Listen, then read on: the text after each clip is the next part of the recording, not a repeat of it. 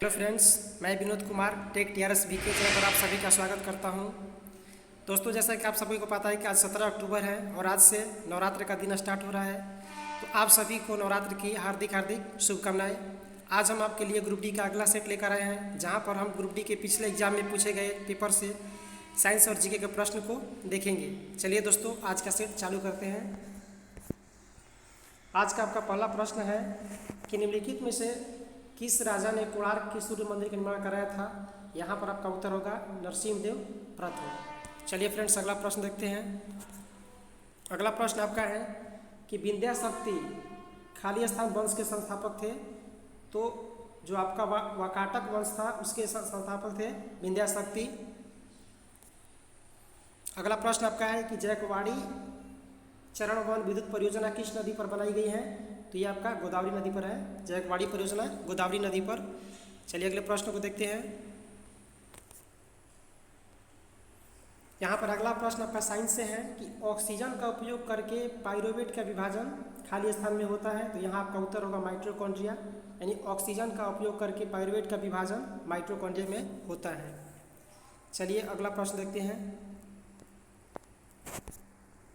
अगला प्रश्न आपका है कि क्वाइल की गति की दिशा चुंबकीय क्षेत्र के खाली स्थान होने पर प्रेरित धारा सबसे अधिक होती है। तो यहाँ आपका उत्तर होगा 90 डिग्री, यानी आपका जो भी क्वाइल है तो ये जो इसमें धारा का दिशा होगा जो हर बिंदु पर क्या 90 डिग्री के होगा, उस समय इसकी जो बल होता है सबसे अधिक होता है। दोस्तों वही पूछ रहा है यहाँ पर, क्वाइल की गति की दिशा चुंबकीय क्षेत्र के सापेक्ष कितने डिग्री होने पर धारा सबसे अधिक होती है। ये आपका 90 डिग्री। चलिए दोस्तों अगला प्रश्न देखते हैं। अगला प्रश्न आपका है कि प्रकाश की किरण पानी से ग्लास तक जाती है, यह झुकता है तो सामान्य की ओर और धीमा हो जाता है। यानी प्रकाश की किरण जो आपका है पानी से ग्लास तक जाती है, पानी ग्लास में आती है तो ये क्या होता है, तो सामान्य की ओर धीमा हो जाता है, मतलब नीचे की तरफ झुक जाता है। अगला प्रश्न आपका है कि औपचारिक बैंकिंग प्रणाली के भीतर लोगों को लाने के उद्देश्य से सरकार की पहल को क्या कहा जाता है। ये जनधन योजना। चलिए अगला प्रश्न देखते हैं।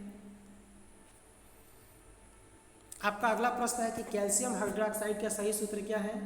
तो ध्यान रखें Ca और OH का होल ट्वाइस।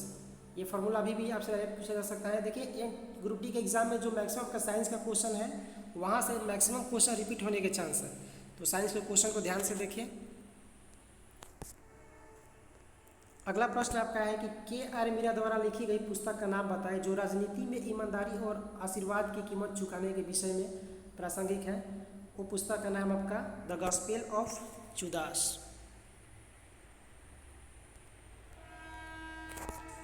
आपका अगला प्रश्न है दोस्तों कि वेलुथप्पी दलवा किस भारतीय रियासत से जुड़े थे। उन्हें अंग्रेजों के विरोध विद्रोह के लिए जाना जाता है। ये त्रावणकोर से थे। वेलुथप्पी दलवा जो थे त्रावणकोर से थे, जो आपका साउथ का एक वंश था। आपका अगला प्रश्न साइंस का है कि आधुनिक आवर्त सारणी के किस समूह में हैलोजन को रखा गया है। ये 17 में रखा गया हैलोजन को। अगला प्रश्न आपका है कि निम्नलिखित प्लांट में से कौन सा प्लांट बॉडी है जो जड़ों, तनों और पत्तियों में अलग नहीं है। यहाँ पर आंसर आपका होगा स्पाइगोइरा। स्पाइगोइरा जो है ये प्लांट बॉडी है जो जड़ों, तनों और पत्तियों में अलग नहीं है। अगला प्रश्न आपका निम्नलिखित में से कौन सा एक समूह से संबंधित नहीं है। यहाँ दिया आपका नाखून, बाल, मुहासे और पैर का अंगूठा। तो यहाँ पर होगा ऑप्शन नंबर सी मुहासे। ये जो आपका बीन है रीजनिंग टाइप का है।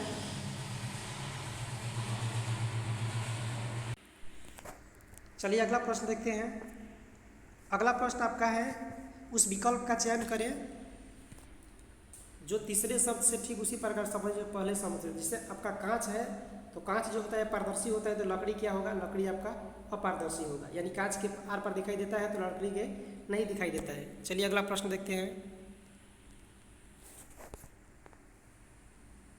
अगला प्रश्न आपका है कि वाटरलू का युद्ध किस वर्ष हुआ था। वाटरलू का युद्ध किस वर्ष लड़ा गया था। तो ये 1815 में लड़ा गया था। चलिए अगला प्रश्न देखते हैं। अगला प्रश्न है कि निम्न में से कौन सा सरल ऊतक अस्थायी ऊतक नहीं है। सरल अस्थायी ऊतक नहीं है। यहाँ आपका आंसर होगा जाइलम। बाकी जो आपके कुलन काइमा और स्क्लेरन काइमा और जीवितक जो है ये आपके सरल अस्थायी ऊतक है, जबकि जाइलम नहीं है, ये एक साधारण ऊतक है। अगला प्रश्न आपका है कि निम्नलिखित में से कौन से यौगिक में क्रिस्टलीकरण का पानी नहीं है। यहाँ आपका उत्तर होगा बेकिंग सोडा। बाकी जो कॉपर सल्फेट, जिप्सम और वाशिंग सोडा इसमें क्रिस्टलीकरण का पानी होता है, जबकि बेकिंग सोडा में नहीं होता, ये आपका चूर्ण के रूप में होता है। अगला प्रश्न आपका है कि युजवेंद्र चहल निम्नलिखित में से किस खेल से संबंधित है। ये आपके क्रिकेट से है।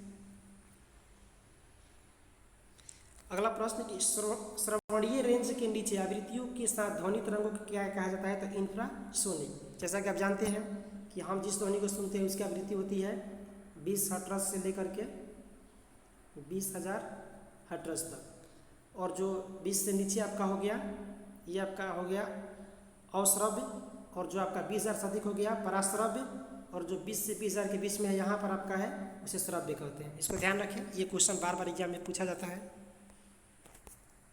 चलिए अगला प्रश्न देखते हैं। अगला प्रश्न आपका है कि परमाणु संख्याओं के आधार पर तत्वों को वर्गीकरण किसने किया था। तो ध्यान रखिएगा, ये मोसले ने किया था परमाणु संख्या के आधार पर। अगला प्रश्न आपका है कि वह बिंदु जहां पर एक वस्तु का संपूर्ण भार कार्य करता है उसे क्या कहते हैं। तो उसे गुरुत्वाकर्षण केंद्र या गुरुत्व केंद्र कहते हैं। अगला प्रश्न आपका है कि 5 से 8% स्टिक एसिड को क्या कहा जाता है। तो इसे सिरका कहा जाता है। 5 से 8% स्टिक का जल में जो विलयन होता है उसे सिरका कहते हैं। अगला प्रश्न आपका है कि यूरोप की सबसे लंबी नदी कौन सी है। तो वोल्गा। और विश्व की सबसे लंबी नदी कौन सी है। नील। और अगर विश्व की सबसे चौड़ी नदी पूछे तो अमेजन। इसको ध्यान रखें, विश्व की सबसे चौड़ी नदी पूछे तो अमेजन, और सबसे लंबी पूछे तो नील। और यहाँ पर अगर पूछे कि विश्व की सबसे विशाल नदी कौन है तो वो भी आपका अमेजन होगा, जबकि केवल लंबी पूछे तो नील होगा। चलिए अगला प्रश्न देखते हैं। अगला प्रश्न आपका है कि निम्नलिखित में से कौन सा जानवर मुकुलन बंडिंग द्वारा पुनरुत्पादित करता है और पुनर्जनन कार्यान्वित करता है। यहाँ आपका हाइड्रा होगा जो कि मुकुलन के द्वारा प्रजनन करता है। बाकी आपका जो ये प्लानारिया और प्लाज्मोडियम और खमीर ये नहीं करते हैं, जबकि हाइड्रा जो है मुकुलन के द्वारा पुनर्जीवन करता है। अगला प्रश्न आपका है कि विद्युत बल्ब में आमतौर पर रासायनिक रूप से निष्क्रिय गैस भरी जाती है। कौन सी गैस होती है। तो आपका नाइट्रोजन गैस होता है। निष्क्रिय गैस के रूप में जो भरा जाता है यहाँ पर नाइट्रोजन। और कहीं डायरेक्ट आपको दे सकता है जैसे कि बल्ब के भीतर किस प्रकार की गैस होती है, तो वहाँ आपका आंसर होगा निष्क्रिय गैस। सॉरी दोस्तों, निष्क्रिय गैस। और अगर डायरेक्ट आपसे पूछ दे कौन सा गैस, तो नाइट्रोजन। अगला प्रश्न आपका है कि निम्न में से कौन सा हार्मोन युवावस्था के समय लड़कों में दिखाई देने वाली उपस्थिति में बदलाव लाता है। यह टेस्टोस्टेरोन। ये जो है आपका युवावस्था के समय लड़कों में दिखाई देने वाली उपस्थिति में बदलाव लाता है। इसको ध्यान रखिएगा। अगला प्रश्न आपका है कि रासायनिक अभिक्रिया जिसमें गर्मी उत्पन्न होती है उसे क्या कहते हैं। उसे कहते हैं ऊष्माक्षेपीय अभिक्रिया। रासायनिक अभिक्रिया जिसमें गर्मी उत्पन्न होती है यानी ऊष्मा उत्पन्न होता है उसे ऊष्माक्षेपीय अभिक्रिया कहते हैं। और जिसमें आपका ऊष्मा लेता है उसे ऊष्माशोषी कहते हैं। इसको ध्यान रखिए।